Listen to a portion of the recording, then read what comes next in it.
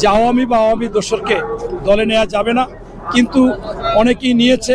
এখানেও একটি প্রতিযোগিতা হয়েছে। আপনারা জানেন বাংলাদেশে একটি দুইটি দল, জামাত এবং বিএনপি। সেই জামাত দেখছেন ঢাকা 7 আসনে আপনার এনায়েতুল্লাহ চৌধুরী, যে শেখ হাসিনার পাশের লোক ছিল, আওয়ামী লীগের কট্টরপন্থী ছিল, তাকে ঢাকা 7 আসনে দাঁড়িপাল্লার মনোনয়ন দিয়েছে।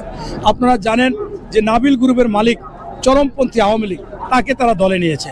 আপনারা জানেন বসুন্ধরা গ্রুপের মালিক 4 আগস্ট বলেছে যে বাংলাদেশে কোনোভাবে জামাত বিএনপিকে স্থান রাখবো না যদি শেখ হাসিনা নাও থাকে।